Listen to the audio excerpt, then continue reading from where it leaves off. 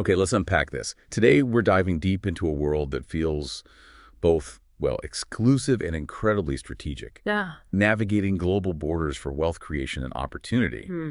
We're specifically exploring uh, citizenship by investment, CBI, and residency by investment programs, RBI. Right. And we're pulling insights from source material focused on a company called A-Land Yeah. and, the services they offer in this space. What's fascinating here, I think, is how individuals and businesses, too, are strategizing their global presence.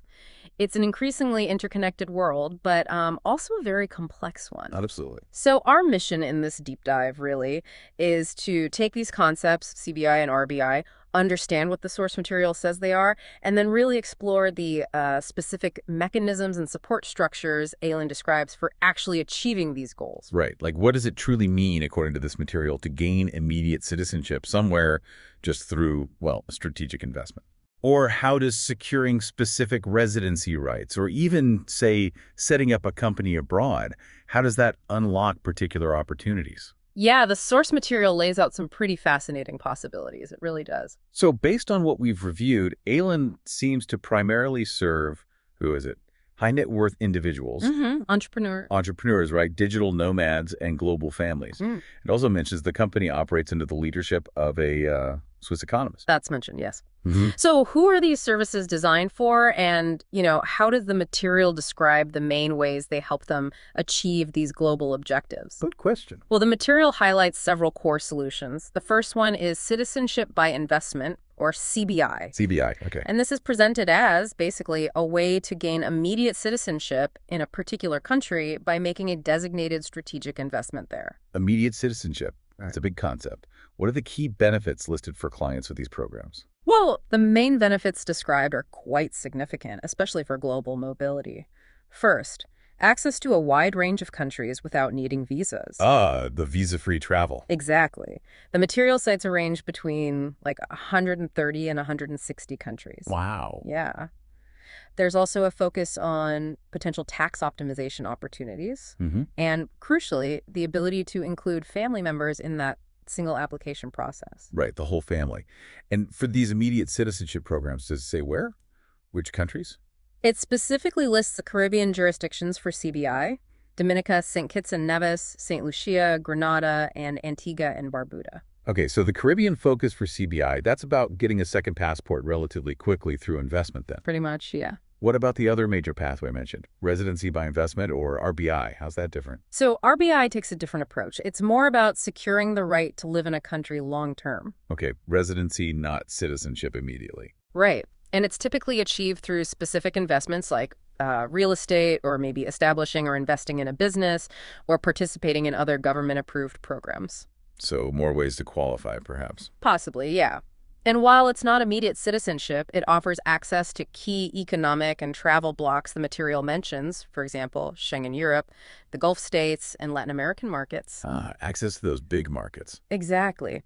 And importantly, it's often described as providing a clear pathway towards potentially obtaining permanent residency or even citizenship in that country, but, over time. A longer game, potentially? Potentially, yes. And the source lists a broader set of jurisdictions where RBI or related services are relevant.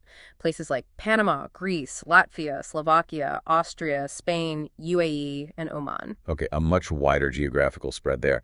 So RBI can be a stepping stone, offering long-term presence and maybe future potential. That seems to be the idea presented. Now, beyond just the personal status, residency, or citizenship, the material also details company formation. Yeah. How does setting up a corporate entity abroad fit into this whole strategic picture? That's a really key part, actually. Setting up a company is positioned as a way to create tax-efficient corporate structures. Yeah. It mentions types like LLCs, IBCs, private limited companies. Incentive structures. Right. And the emphasis is on rapid setup and operational flexibility. Okay, but why do clients do this, according to the source? Well, the reasons are quite strategic. The company itself can sometimes be used to enable residency. Interesting link. Yeah.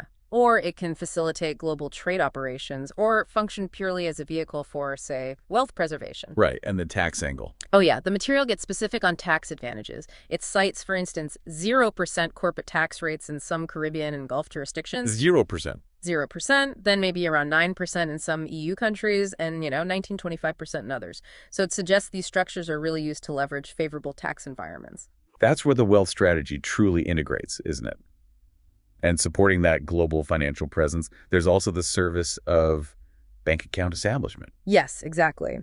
The material notes they assist clients in coordinating the setup of secure, multi-currency bank accounts with, established financial institutions. Makes sense. And this is aimed at providing seamless financial integration for managing international payments, processing payroll globally, maybe facilitating investment activities from the new base. And tying back to both CBI and RBI, where investment is often the key, the material highlights real estate investment as a core component. It seems absolutely integral, yeah. Because real estate is often the specific type of investment that's required, or at least preferred, for many of these CBI and RBI programs. Right, the qualifying investment. Exactly. The source mentions they utilize their own platform, A-Land, for sourcing suitable premium properties worldwide. So they have their own platform for that. Seems so. And A-Land's role in this is described as quite comprehensive, covering everything from, say, contract preparation and due diligence on the property. The legal checks. Right. The legal checks, valuation, and managing the entire transaction process end to end.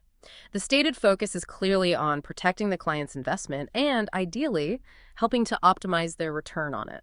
So it's not just about the application process itself, but also managing the investment vehicle, the property. That's how it's presented, yes. Now, getting the citizenship or the residency, that's obviously a major step. But what about everything that comes after that? The source material details a suite of post-residency citizenship support services. That's a really important point you raise. How does a client actually live or do business effectively once they have their new status? Right. The material outlines several layers of support here. First, they provide guidance on leveraging tourist or temporary residency options. Okay, like using short-term stays. Exactly. For example, using Schengen visas for up to 90 days or maybe Gulf visit visas for 90 days. And what's the strategic purpose of that? Well, the purpose mentioned is allowing clients to sort of explore markets, scout locations, or maybe initiate business contacts on the ground before fully committing to a move or establishing a permanent presence. Using those shorter-term options as a kind of scouting mission. Makes sense. Precisely. Then there's focused support for business residency. Okay, what's that exactly? That's the process of securing long-term residency specifically by actively managing or investing in a business within the country.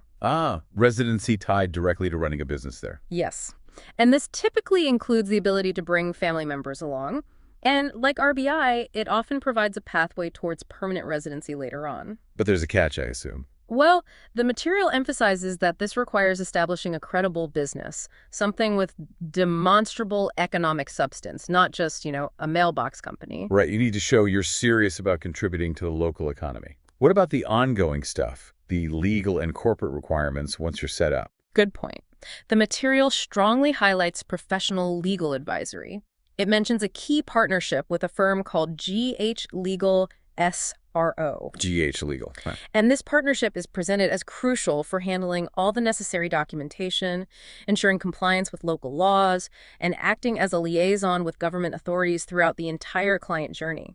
So covering applications, company setups, property deals. Everything, it seems. And for the business side specifically, there's also corporate maintenance. What does that involve? That includes essential ongoing services like accounting, managing tax filings again, leveraging those specific tax rates we talked about earlier. The 0% or 9%. Right. And ensuring continuous regulatory compliance, keeping everything above board. Okay. And for the individuals and families themselves, looking at long-term planning. They also describe providing family and estate planning support. How so? This involves structuring the newly acquired residency, or citizenship, and the assets strategically to benefit the whole family unit. That includes adding dependents to applications where possible, and potentially using things like trust-based structures for asset protection and tax-efficient wealth transfer down the line. Planning for the future, basically. Exactly. And finally, they offer global consultations and issue resolution. Which means? It suggests the capacity to provide expert guidance and help resolve legal, financial, or regulatory challenges that might pop up, potentially in any jurisdiction worldwide. Wow, that's quite a comprehensive package. It covers everything from the initial entry strategy right through to long-term operations and wealth planning. It certainly seems designed that way. So how does Ayland actually structure this whole process? Yeah. And what does the material describe as their specific strategic edge? What makes them stand out? Well, their approach is described as a flexible, client-centric framework. It apparently starts with really in-depth consultations to fully understand the client's specific global objectives. What are they really trying to achieve? Tailored from the start. Seems so. And the material strongly reiterates the importance of their key partnerships. GH Legal SRO for the legal and compliance, heavy lifting. Right, the legal backbone. And the A-Land platform for their real estate component. Got it. And what are the key features they emphasize in how they deliver these services? What's their method? They list several points as part of their delivery method, their process. Strategic entry points, that's leveraging those temporary visas we discussed for initial exploration. The scouting trips again? Exactly. Then fast-track business solutions, which refers to setting up those corporate entities rapidly, specifically mentioning leveraging low or zero tax rates again. Speed and tax efficiency. Then tax and regulatory optimization, which involves using legal structures and potentially things like double taxation treaties to minimize tax burdens and ensure compliance. Smart structuring. Then lifestyle and business synergies, which suggests they help clients integrate their personal residency goals with their business activities, making it all work together. Holistic approach. Seems like it. Professional support is provided through their global network, led by GH Legal, and global reach signifies their ability, supposedly, to handle issues worldwide. Okay, it sounds like there's a clear sequence to how they guide clients through this. Yes, the material outlines what they call seamless steps. Seamless steps, okay. It starts with the initial consultation, then moves to documentation, which is managed by GH Legal. Right. Then property selection using the A-Land platform, followed by submission of the actual applications, then hopefully approval, and finally that ongoing support we discussed. Consultation, documentation, property, submission, approval, support. Got it. And what does the material pinpoint as A-Land's ultimate strategic edge? What really sets them apart, according to the source? The material lists several key points here, sort of consolidating their unique value proposition. First, bespoke precision tailoring solutions precisely to individual client needs. Customization. Yes. Then global expertise, which they say stems from those partnerships, like GH Legal and A-Land. Leveraging partners. Right. Real estate mastery through the A-Land platform's sourcing and transaction support. The property angle again. Worldwide consultations offering broad problem-solving capabilities. Sustained success, focusing on delivering long-term benefits like, low taxation and market access. Long-term view. And finally, confidential execution, emphasizing discretion and security throughout what are obviously very sensitive processes. Okay, so pulling all of this together from the source material we looked at, the core takeaway seems to be that A-Land provides this, wide-ranging suite of services. It covers citizenship by investment, residency by investment, company formation, banking, real estate. It's quite the list. Yeah. And it's all presented as being designed to empower clients with significant global mobility and wealth optimization capabilities. Yeah, and it's supported by these specific strategic partnerships, like GH Legal and A-Land, and a global network for that comprehensive support. Exactly. And if we connect this to the bigger picture, so what? Maybe. Understanding these specific pathways and the detailed support structures available for global mobility and wealth management, it really provides a deeper insight into how international economic flows are actually navigated by individuals and businesses today. It highlights the sophisticated tools and strategies that are available for, leveraging diverse legal and tax environments across different borders. It definitely does. And I suppose this raises an important question for you, the listener, to consider. Given these detailed services described in the source material, particularly this idea of individuals acquiring citizenship or strategic residency rights purely through investment, what are the broader implications of this kind of strategic global mobility, especially on the traditional relationship between individuals, their nationality, and, nation states? That's a big question. It touches on identity, belonging, the very definition of citizenship. It's a complex area with many, many layers. Indeed. Perhaps take a moment to reflect on how interconnected global finance, legal systems, and ultimately individual choices are becoming in defining identity and opportunity in the 21st century.